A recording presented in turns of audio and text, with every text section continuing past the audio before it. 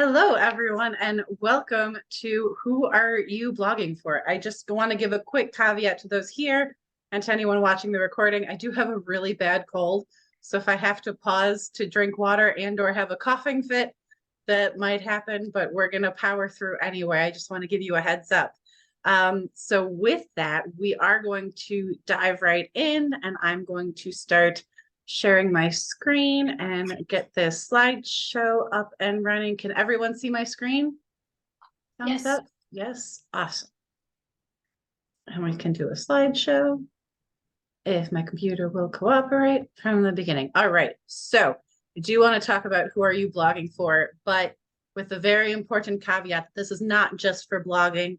Obviously, blogging is my superpower. It is what I focus on. It is what people tend to come to me for. But understanding your target audience is so important before you do any kind of marketing, whether it's blogging, whether it's even deciding which social media channels you're going to be on. Even before you post on social media, you have to decide where you're going to be online first. And to do that, you really need to understand who your target audience is. So again, despite the fact that I've called this "Who Are You Blogging For?" This is really who are you marketing towards. You can take this and you absolutely should take this and apply to every aspect of your marketing strategy. That being said, I do want to start with a little intro to me, myself, and I. I know most of you here, most of you have heard this story, but to anyone watching who has no idea who I am and wonders why they should listen to anything I have to say, I was a born writer. I have been writing stories ever since I learned my alphabet. Always wanted to be a writer growing up. Was told writers don't make any money and I needed to choose a more practical career. So I figured, well, if I couldn't make a living making book or writing books, maybe I could make a living making books. So I thought I wanted to work in publishing, majored in English and psychology, which turned out to be the perfect degree for content marketing. Had no idea what content marketing was, had no clue this was an option. Was going to go work in publishing, graduated in 2009, right after the job market crashed. There were no jobs to be had in publishing or really anywhere else. So I answered phones for a few years, ended up between jobs at one point, and my roommate at the time, her dad, who was an attorney, was awesome and offered to give me stuff to do around his office until I got back on my feet. And one of the things he needed was someone to write blog posts for his law firm.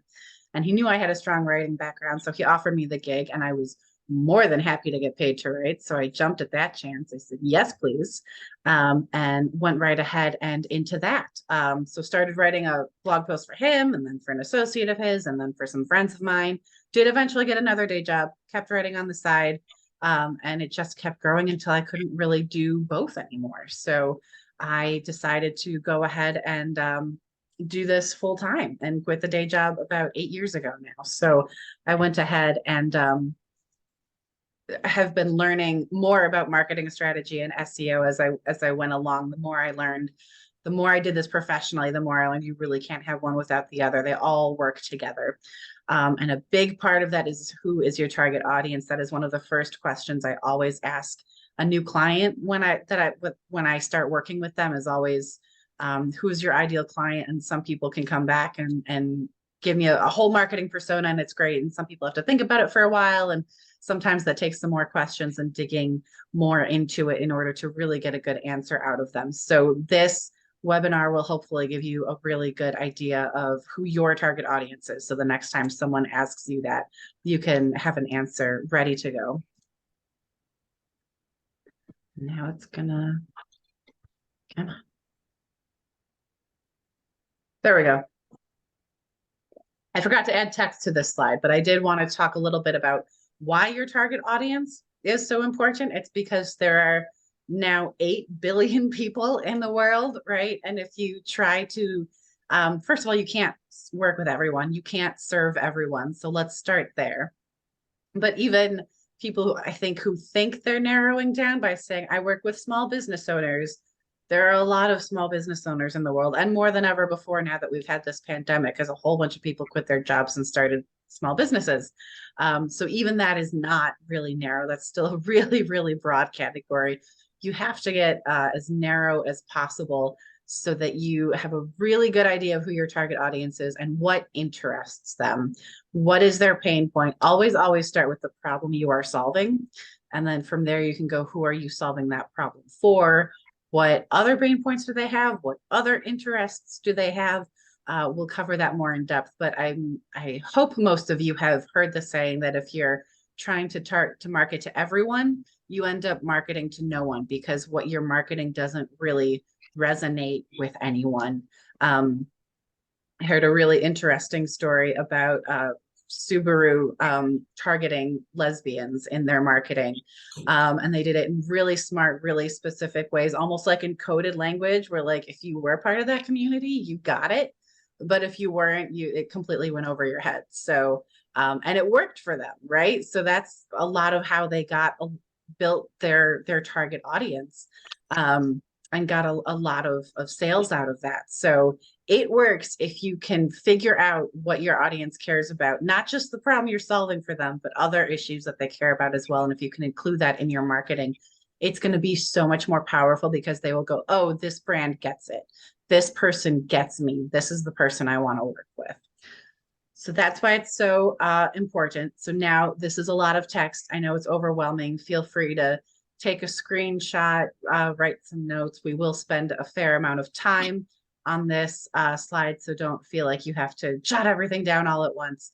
And if you want me to email you the slideshow later, just, mention it in the comments or send me an email and I can absolutely do that.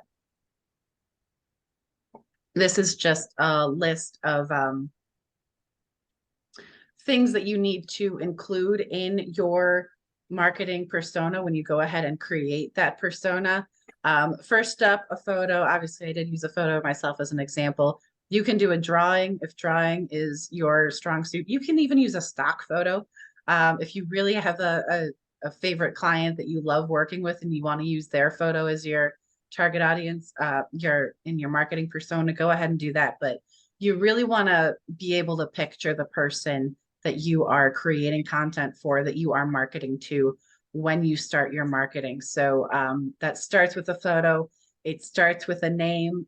Again, that name helps really humanize that person for you and gives you an idea of, I am talking to this specific person instead of I'm trying to talk to the whole world when I do my marketing. What are their goals and motivations? What do they want to accomplish?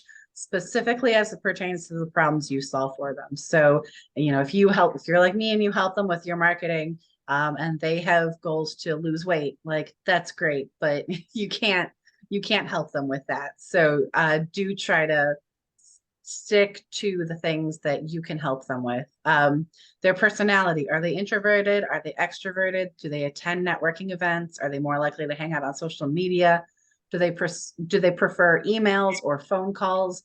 Knowing all this is going to give you a better idea of how to get in touch. First of all, where they're hanging out, so you can hang out with them and get in front of them that way. But also knowing how to reach out to them when it comes time to reach out to them. Do they like getting text messages? Do they think that's super annoying or spammy? Would they rather receive an email, or do they never check their email and you should try them by their phone? This is all information that you need. And we're going to get more into how you can collect that information a little later on. Demographics, your basics, age, range, gender, race, income bracket, etc. Location, if that matters to you. I know a bunch of us here are digital service providers. We work with people all over the world. But if you are a brick and mortar or have a brick and mortar or can only serve people in a certain geographical area, that's also something to look into. Who do they report to? This is more important for B2B industries than B2C when you have multiple people involved in the decision-making process. It absolutely can be a factor in B2C, especially with those big purchases like cars. Do they have to talk it over with their spouse? Is there someone else helping make this decision? So understand that as well, that you're, as much as we do try to get really specific and target to one person, keep in mind that it's not always one person you need to convince. Sometimes there are multiple people that need to be convinced. The pain points you solve for them always need to be front center. I start every keyword research I do starts with that pain point. What are people looking for? Sales objections, what reasons might they have for not buying from you? Once you know some of those more common objections that tend to come up in sales conversations, then you can have a script for overcoming those objections. And their background, how did they get where they are now? And how is that going to influence whether they buy from you, whether they want to buy from you or someone else, what their pain points are, how they want to move forward, in what ways they're most likely to move forward. So I'll give you a second to look at this while I take another sip of water. Okay. This is a demographic marketing persona that someone client I was working with came up with. So you can see they've got their background, the demographics. It does run off the page a little bit or off the screen, but you get the idea. It's got the identifiers. Again, they prefer email. They're a little more cautious. They might not, they might be more risk averse, but it also has their goals, their challenges, and then the really important part at the bottom is what can you do to help them? So again, you can take a screenshot of this. I can give you another minute to take a look at the screen. And again, you can always give me an email or put something in the chat that you want me to send the slides to you if you think that would be helpful, if you want to look this over at your leisure.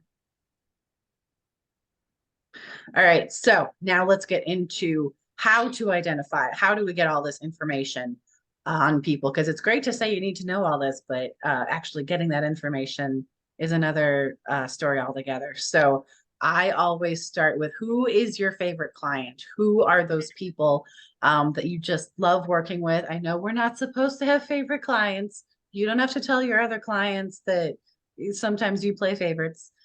It's okay, but just so you know, who are the people that you love hearing from. It can also know, it can help to know who are the people that you don't want to hear from. Who are those people who pop up on your phone or in your email inbox and you go, oh, I don't want to talk to that person. Knowing what you don't want is as important as knowing what you do want. So jot down, some of the basics of who your favorite client is. Again, name, background, demographics, identifiers, blah, blah, blah, blah, all that stuff, as well as the most recent project. Knowing the most recent project that you worked on for them can give you an idea of, again, that pain point, because if they needed you for a certain project, chances are other people who fit those demographics are also going to want someone to work on a project like that. So absolutely keep that in mind. Social media. I love social media stalking. You can go on social media and identify the influencers in your area, in your industry.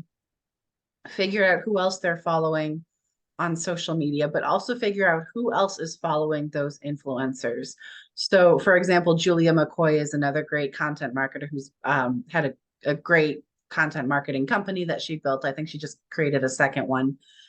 So she's really big on social media, has tons of traffic to her website and lots of followers. So I want to look at who her followers are. And then I want to see who else her followers are following. Are they following Inc. magazine? Are they following other businessy, other content marketing accounts? Are they following actors, actresses, particular authors? Do they watch certain TV shows? What are they talking about on their feeds? You can get so much information from social media. So absolutely take advantage of this as a way to see who people are following and then who else they're following. It's a giant spider web where you can get all kinds of information. What is your competition posting? So look at those influencers and what they're posting. I never ever recommend just copying and pasting but if they are posting about something, then it is absolutely an indication that there's something there, something that your target audience really enjoys. But keep in mind, sometimes your competition might be targeting a slightly different target audience. Maybe their target is a little different from your target audience. So keep that in mind. I've definitely encountered that where I see someone writing a topic a blog post on the same topic I just covered, but the way they covered it made it very clear that their target audience was very different from my target audience. So we did not at all see it as competition. We saw it as, okay, we're just talking about the same stuff and targeting different people. There's room for both of us here. But that's always a great source of inspiration for me, is what is my competition talking about? Who's following your competition? Who else are those followers following? I talked about that already, so I'm not gonna spend a whole lot more time on that. I just like this picture of baby elephants following mama elephant. And that's it. So that's a great start. If you have all this information now, you've got a great start on how you can start getting that information on people who are who need your services and are willing to pay for your services, and they're ready. They just don't know you exist yet. So that is a great starter. So with that, I'm going to go ahead and open it up to questions. What do you mean by identifiers? Like, can you give some examples? I don't know if I glazed over that. Yeah, let's go back and the identifiers, similar to demographics, again, how they prefer to be contacted. And I wrote that in the chat. So I'm like, oh, my people love text. And like, I'm doing absolutely zero text marketing or text reach out. See, But there you people go. did. So that was an aha for me on how I should reach them. I would put identifiers and personality in the same boat. Mhm. So like up here, I put on this slide, I put personality and where they're hanging out. And then in here, it ended up as identifiers. So yeah, same idea. I have one more thing to add. So as you're talking, I know this was a really concise but packed presentation, so I loved it because it just got a lot of wheels turning in my head.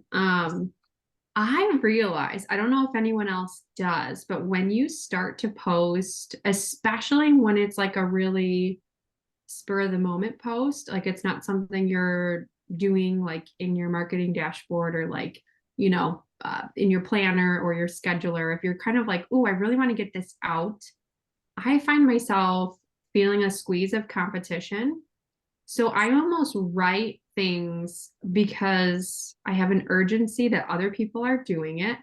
And that I think that like I'm almost talking to the person I think I'm competing with, instead of like an actual target audience member. So I don't know if anyone else feels that way or does something similar where they're just like, well, these other like photographers or other like jewelry makers or other marketers said that, like maybe I need to, what can I also like, it almost inspires you, but then at the same time, I don't focus solely on the message being for my audience versus I need to get this message out because it's cool for my industry. Does anyone else do that or like feel that way? Because am I the only one?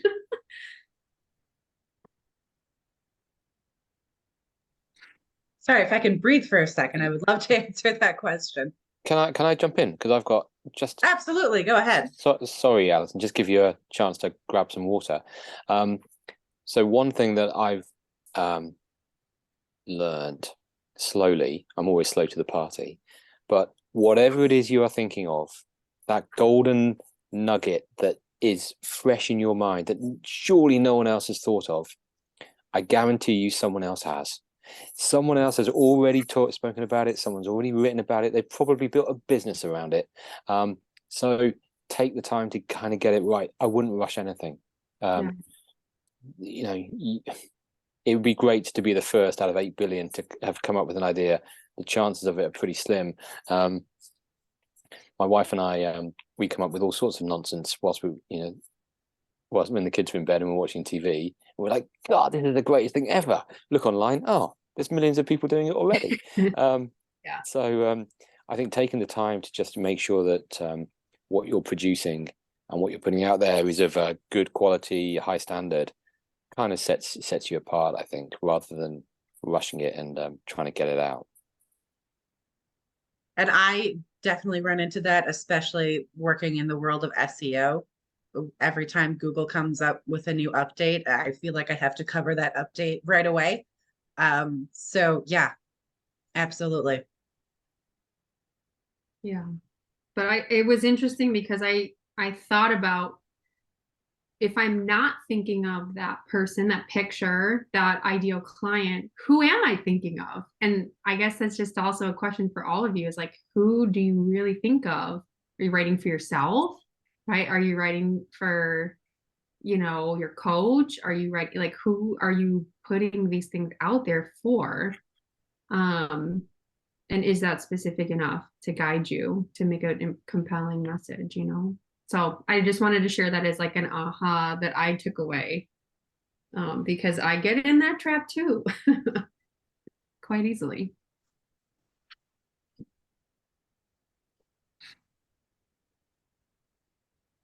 Absolutely. Yeah. Does anyone else want to jump in? Anyone else have thoughts?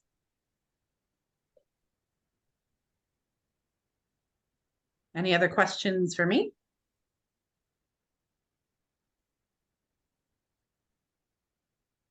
All right. Well, I don't want to keep you guys here any longer than we have to. So if we've covered everything and everyone feels like they got something out of this, this is great.